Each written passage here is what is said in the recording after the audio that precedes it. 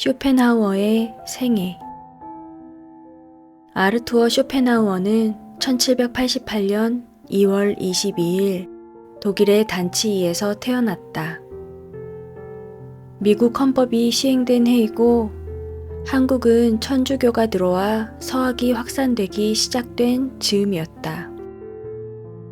그의 아버지는 부유한 사업가였다. 어머니는 명문 집안의 딸이었다. 뒤에 그녀는 문학활동에 전념해 여러 작품을 남겼다. 그녀는 괴테와도 교류를 가졌지만 지금은 아들을 통해 알려지는 존재가 되었다. 쇼펜하우어가 5살 때 자유도시 단치이는 프로이센의 지배를 받게 되었다. 자유를 사랑했던 아버지는 상당한 재산이 몰수당하는 것을 감수하고 가족을 데리고 함부르크로 이사했다. 그 집에는 프랑스어로 쓰인 자유 없는 곳에 행복도 없다 라는 글이 걸려 있었다. 아버지는 아들을 자신과 같은 상인으로 키우고 싶어 했다.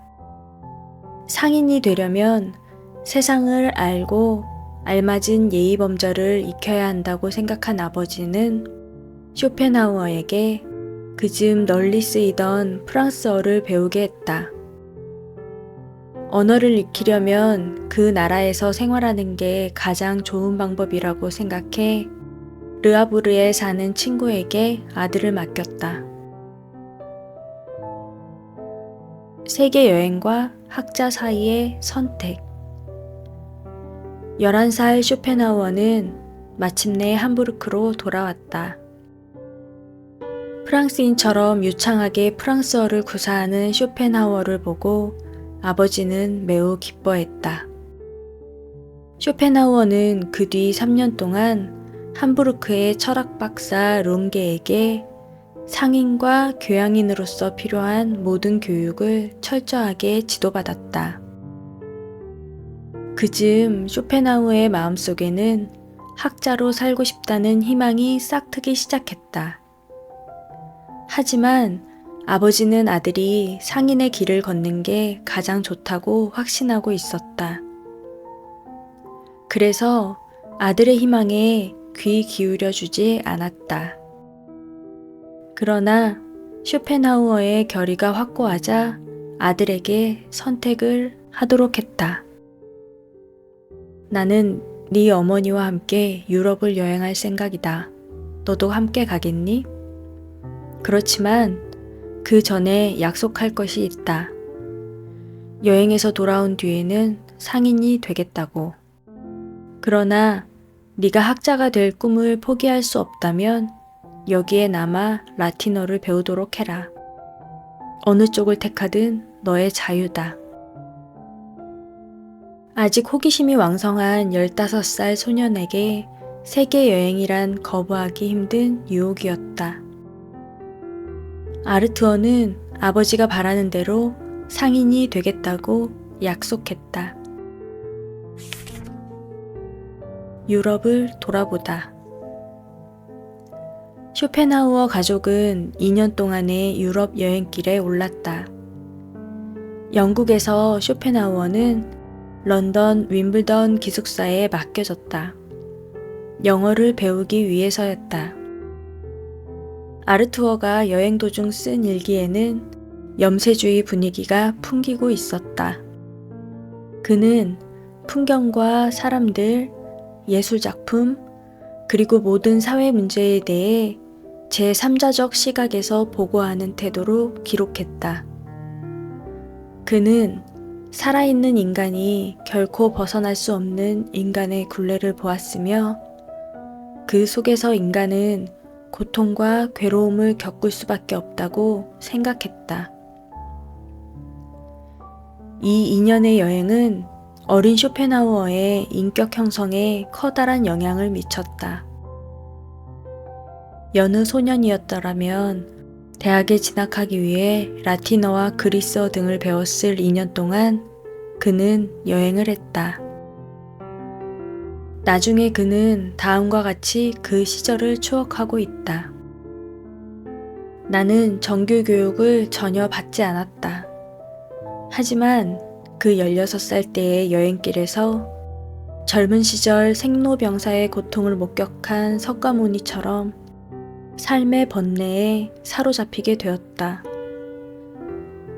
정규 교육과는 다른 방식의 길을 걸어온 덕분에 나는 어릴 때부터 단순히 사물의 이름을 외는 것에 만족하지 않게 되었다. 사물을 관찰하고 탐구하고 내 눈으로 직접 확인한 다음에야 인식하고 이해하게 되었다. 의미도 모르면서 무턱대고 단어만 암기하는 것보다 그게 훨씬 중요하다고 생각하게 되었다.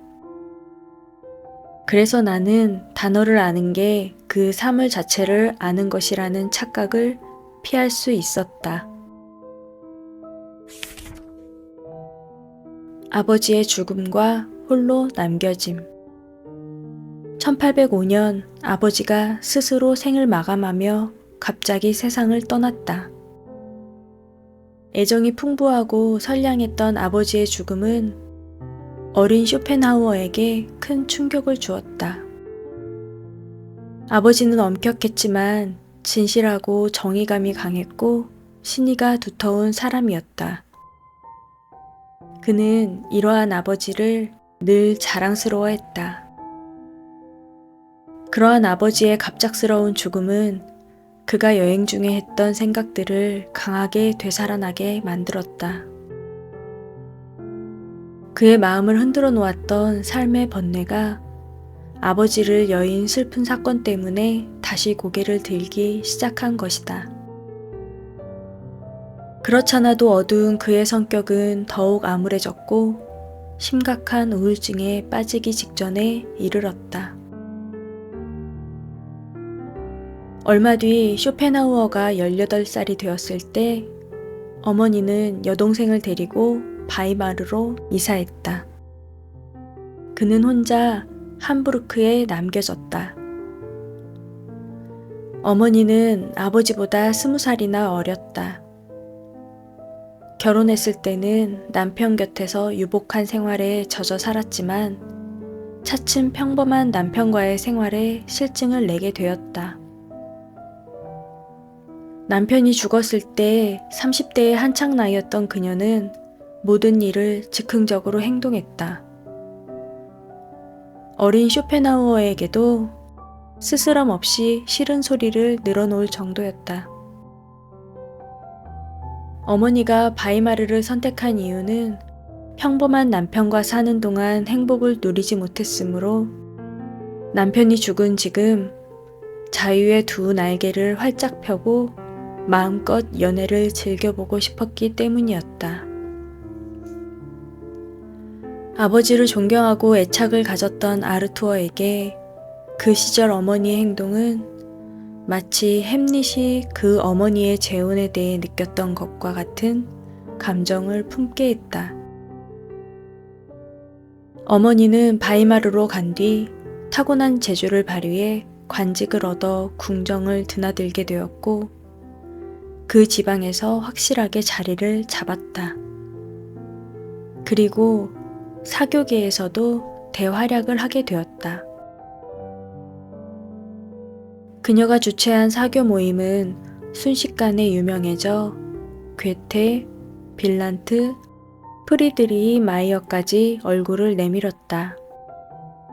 특히 괴테는 요한나 쇼펜하우어를 높이 평가했으며 호의를 보였다. 그녀 주위에 모여든 남성들 가운데 그녀의 마음을 빼앗은 사람은 그즈음 으뜸가는 예술 전문가 페르노프였다. 어머니와의 불화.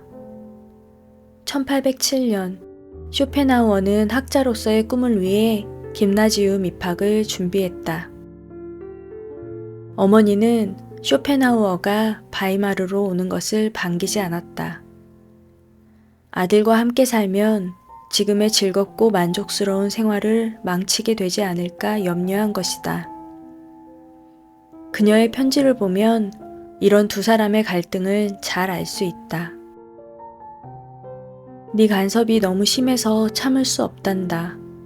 너와 함께 살면 나는 아마도 정말 힘들어질 것 같아.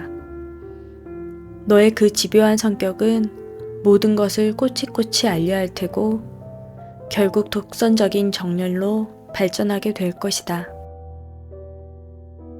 그리하여 너를 제외한 모든 사람의 잘잘못을 들춰 비판하거나 지배하려고 할 게 틀림없어. 너는 주위 사람들을 화나게 하고 말 거야. 또 다른 편지에서는 더욱 구체적으로 쇼펜하우어의 우울한 얼굴이며 음울한 성격에 대해 말하고 있다. 편지 내용을 낭독하기엔 길어서 아래의 더보기 설명란에 적어두겠습니다. 겨우 19쯤이었던 쇼펜하우어의 입장에서 바라보면 어머니의 편지가 너무 마음이 아프네요. 더보기란을 확인해 주세요. 이 편지들을 보면 아들과 어머니 모두 개성이 너무 강해서 쉽게 굽히지 않고 무슨 일이든 철저하게 자기 주장을 했음을 알 수 있다. 쇼펜하우어는 어머니의 개성이며 생활에 자신을 맞춰갈 생각이 없는 것 같고 어머니 요한나도 아들에 대한 모정이 그리 없었던 듯하다. 쇼펜하우어는 여성을 신랄하게 비판하는 책을 내서 여성의 적으로도 유명했는데 그 원인은 어머니와의 불화에 있었다고 한다.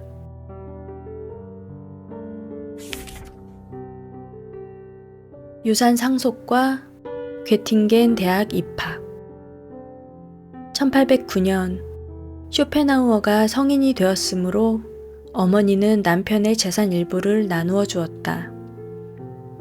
그 밖에 집안 소유의 논밭 관리권도 넘겨주어 해마다 정기적인 수입이 그의 손에 들어오게 되었다. 이리하여 쇼펜하우어는 평생 생활하고도 남을 충분한 액수의 돈을 갖게 되었다. 그는 아버지가 물려준 재산 덕분에 오랜 세월 돈벌이와 관련 없는 학문 연구며 난해한 탐구와 명상에 몰두할 수 있었다. 어떤 걱정이나 방해 없이 연구하고 숙고한 것들을 집필할 수도 있었다. 그러므로 쇼펜하우어는 평생 아버지에 대한 존경과 감사의 마음을 결코 잊지 못했다. 1810년 쇼펜하우어는 한 학기 동안 의학을 공부하다가 철학으로 바꾸었다. 그를 철학으로 이끌어준 슐체는 쇼펜하우어에게 처음에는 플라톤과 칸트에 대해 공부해라. 그리고 이 두 철학자를 극복하기 전까지는 아리스토텔레스나 스피노자 같은 다른 철학자는 쳐다보지도 말아라. 라고 충고해 주었다. 쇼펜하우어는 이 충고를 따랐다. 플라톤은 그를 이데아론과 만나게 해주었고 칸트는 그에게 현상과 물 자체의 구별에 대해 가르쳐 주었다. 쇼펜하우어는 플라톤의 이데아론에 영향을 받았다. 집안 사정과 학위 취득 1813년 쇼펜하우어는 전쟁으로 인해 베를린을 떠나 어머니의 집으로 들어갔다. 그러나 쇼펜하우어는 불쾌한 집안 사정 때문에 자신이 묵을 다른 집을 찾아야만 했다. 그를 분노하게 한 집안 사정이란 어머니가 14살 어린 남자친구와 함께 살고 있는 것이었다. 그 남자친구는 바이마르의 비서과장이며 작가인 밀러로 알려져 있다. 아들로서는 어머니가 자신과 그리 차이나지 않는 젊은 남자와 함께 살고 있는 사실을 받아들이기 어려웠을 것이다. 더욱이 16살 된 여동생 아델도 함께 살고 있었다.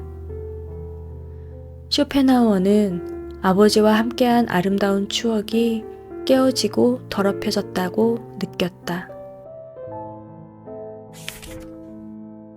괴테와의 만남. 쇼펜하우어는 철학 박사 학위를 취득했다. 이 논문에는 쇼펜하우어 인식론의 기초가 들어있다. 괴테는 이것을 읽고 쇼펜하우어의 비범한 재능을 꿰뚫어 보았다. 그는 자기 밑에서 색채론을 연구할 것을 권했다. 이때 두 사람은 급속히 가까워졌다. 괴테는 자주 쇼펜하우어를 집으로 초대해 대화를 나누었다. 그 시절 괴테는 이렇게 말했다고 한다. 다른 사람과는 대화를 나누지만 그와는 철학을 한다. 괴테가 쇼펜하우어에 대해 말한 일화가 있다. 어느 연회에서 사람들로부터 떨어져 있는 쇼펜하우어를 보고 젊은 숙녀들이 웃으며 수군거리고 있었다. 그때 괴테는 그녀들에게 충고했다고 한다. 저기 있는 남자를 가만히 내버려 두시오. 저 사람은 우리 모두의 머리 위를 훨씬 뛰어넘는 경지까지 올라갈 사람이니까. 쇼펜하우어 또한 괴테와의 만남을 내 생애에서 가장 기쁘고 행복한 사건 가운데 하나로 꼽았다. 괴테는 쇼펜하우어의 무명 시절부터 그의 천재성을 인정해 주었고, 쇼펜하우어는 괴테가 죽을 때까지 변치 않는 존경심을 보였다. 괴테와의 만남 말고도 그의 사상 형성에 중요한 영향을 받게 된 또 다른 사건은 동양학자 프리드리히 마이어가 그에게 인도 고전, 인도 철학을 소개해 준 일이다. 쇼펜하우어는 그것을 읽고 철학적 논리의 중요성을 깨닫게 되었다. 모든 물질의 근본적인 동일성, 무가치성, 근원에서 발생한 현상계의 비참함에 대한 가르침, 또 명상으로 해탈의 평화를 얻을 수 있다고 말하는 인도의 가르침을 쇼펜하우어는 저항 없이 받아들였다. 어머니와의 결별, 그리고 괴테의 글. 어머니와는 여전히 사이가 좋지 못했다. 쇼펜하우어의 박사학위 논문을 건네주었을 무렵 그 적대감이 극으로 치솟았다. 어머니는 그 책을 보고 놀렸다. 약사들을 위한 책인가 보구나. 쇼펜하우어는 버럭 화내며 외쳤다. 어머니가 쓰신 책이 이 세상에서 완전히 사라져버려도 제 책은 오래도록 읽힐 것입니다. 그러자 그녀도 질세라 응수했다. 그럴 테지. 네 책은 서점에 초판 그대로 안 팔리고 쌓여 있을 테니까. 그 순간 두 사람 사이에 전에 없던 긴장감이 흐르기 시작했다. 일전에 괴테가 요한나에게 말한 적이 있었다. 부인의 아드님은 장래에 반드시 유명한 인물이 될 것입니다. 요한나는 같은 집안에서 천재가 2명 나왔다는 이야기를 한 번도 들어본 적이 없다는 사실을 떠올리고 있었다. 그렇게 어머니와 아들의 관계는 결정적인 파국을 맞았다. 어머니 이름은 후세에 제 이름을 통해 알려지게 될 것입니다. 쇼펜하우어는 어머니에게 이 말을 남기고 그곳을 떠나버렸다. 요한나는 그 뒤 24년을 더 살았지만 이것이 두 사람이 얼굴을 맞대고 이야기한 마지막이었다. 의지와 표상으로서의 세계 간행. 쇼펜하우어의 철학 체계가 1818년에 완성되었다. 의지와 표상으로서의 세계 제1판은 발행 뒤 1년 동안 겨우 100권 정도밖에 팔리지 않았다. 쇼펜하우어는 이 사실에 크게 낙심했다. 동시에 이 책을 몰라보고 무시하는 태도를 취하는 동시대 철학자들에 대한 적대감이 점점 커져갔다. 쇼펜하우어는 책의 출판에 대해 괴테에게 다음과 같은 편지를 보냈다. 저는 앞으로 이보다 더 훌륭한 책, 이보다 더 내용이 풍부한 책을 쓸 수 없을 것입니다. 인간은 30살 아니면 겨우 35살까지 세계로부터 받은 인상에 의해 그 사람이 생각해낼 수 있는 모든 사상을 탄생시킵니다. 그리고 그 뒤에는 다만 그 사상들을 발전시켜 나가는데 지나지 않는다는 엘베시우스의 의견에 저는 적극 동의합니다. 이 편지를 썼을 때 쇼펜하우어는 30살이었다.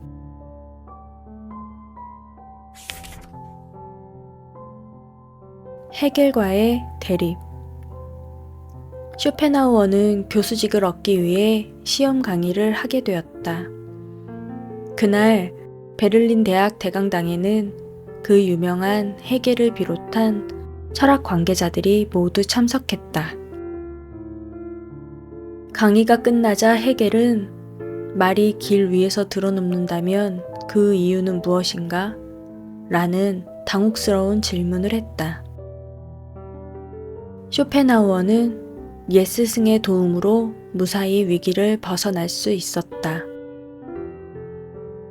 그날은 바로 헤겔과 쇼펜하우어의 전쟁이 선포된 날이었다. 그때 헤겔은 50살, 쇼펜하우어는 32살이었다. 두 사람의 철학만 놓고 본다면 그 충돌은 19세기 전체의 충돌이요, 오늘날까지 계속 이어지고 있다고 할 수 있다. 베를린 대학에서 쇼펜하우어의 강의를 신청한 학생은 겨우 8명이었다. 이와 반대로 헤겔의 강의는 언제나 초만원을 이루었다. 자신의 학문체계에 강한 자신감을 갖고 있던 쇼펜하우어에게 그 일은 지울 수 없는 상처가 되었다. 그 결과 대학 강단 위의 철학 및 철학자들, 그중 특히 헤겔에 대한 증오심이 점점 커져갔다. 헤겔은 궁정 대신들의 마음을 사로잡았고 그 덕분에 그의 철학이 그 시대의 압도적 세력이 되어갔다. 하지만 쇼펜하우어는 헤겔의 위치가 결국 어용학자와 비슷하다는 느낌을 받고 있었다. 모든 권력 아래 놓이게 되는 것을 싫어했던 그의 야당적 사고방식은 결코 그것을 받아들일 수 없었다.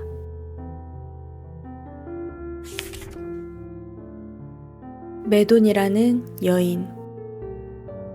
그는 베를린 오페라의 메돈이라는 가수와 사랑에 빠졌다. 그는 후에 그녀로 하여금 평생을 살 수 있도록 유산의 일부를 남기는 애정을 나타냈다. 메돈과의 관계는 오래 이어졌다. 만년의 쇼펜하우어 얼굴로는 상상도 되지 않지만 메돈의 추억 속 쇼펜하우어는 그녀를 귀여운 여왕님이라고 부르며 사랑해 주었다고 한다. 그렇지만 그녀는 자신이 사귀는 이 남자가 뒷날 대철학자가 될 줄은 전혀 상상하지 못했으며 그저 조금 색다르다고만 생각하고 있었을 뿐이었다. 두 사람의 관계는 쇼펜하우어가 베를린을 떠나게 되면서 끝났다. 그로부터 26년 뒤 어느 날 그녀는 신문에서 쇼펜하우어의 70살 생일을 전하는 기사를 보았다. 오랜 불행의 나날들을 거쳐온 쇼펜하우어의 철학이 이때 드디어 사람들의 주목을 받게 되었다. 메돈은 큰 마음을 먹고 지난날 함께 보냈던 그리운 시절에 대해 편지를 썼다. 그에게도 그녀의 인상이 강하게 남아 있었는지 그는 유언장에 재산의 일부를 연금 형태로 그녀에게 남겨주겠다고 적어 그녀의 호의에 보답했다. 메도는 쇼펜하우어가 먼저 죽은 뒤 21년 동안 그가 준 혜택 속에 살았다. 음악은 최고의 예술. 쇼펜하우어는 날마다 식사를 마치고 플룻을 불었다고 한다. 그는 음악을 높이 평가했다. 음악은 어디에서나 이해받을 수 있는 참으로 일반적인 언어이다. 그 때문에 음악은 모든 나라와 모든 시대를 통해 끊임없이 화제가 되어 왔고, 풍부하고 깊은 의미를 전해주는 선율은 지구상 어디든 가 닿을 수 있다.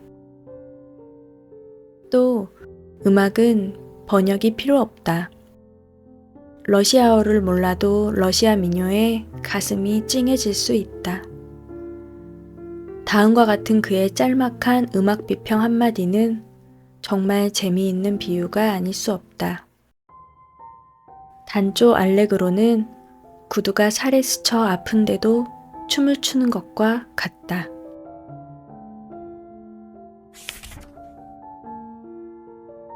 톨스토이의 존경.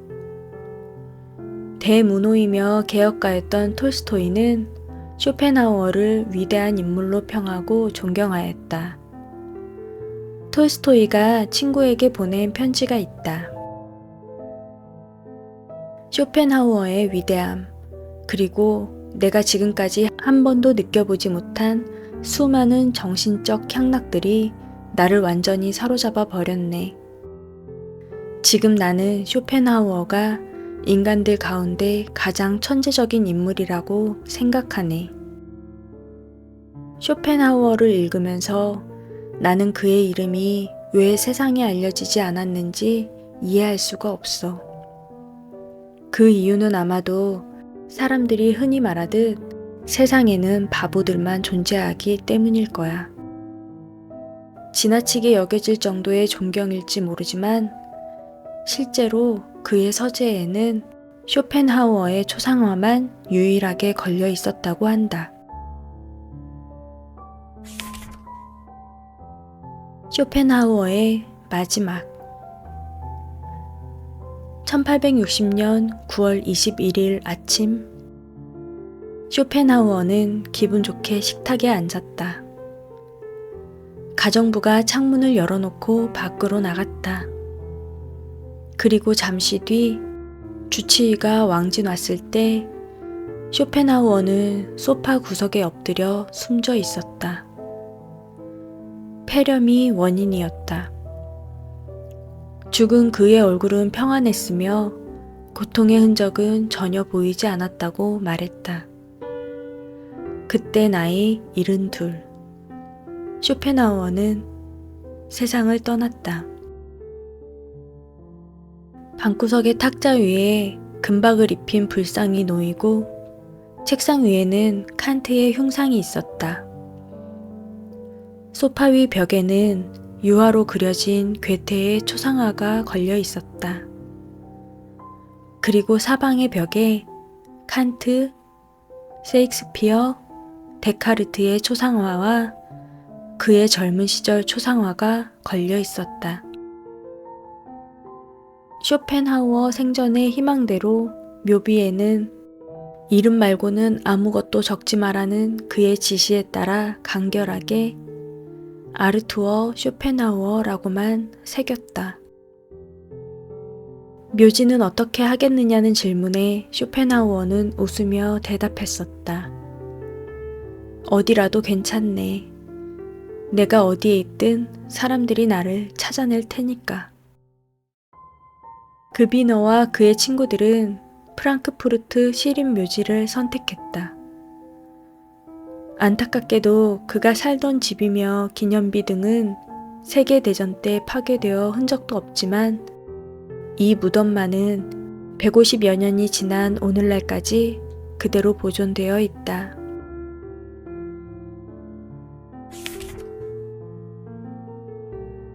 쇼펜하우어의 유언. 쇼펜하우어는 평생 독신으로 살아 자식이 없었다. 그의 상속인은 베를린에 있는 재단 법인이었다.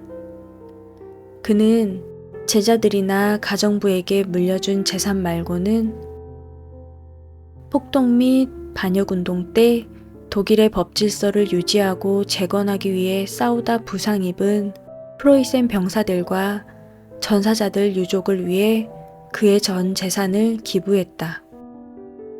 이 일은 실질적 도움을 준다는 의미보다 상징적 행위라고 이해해야 할 것이다.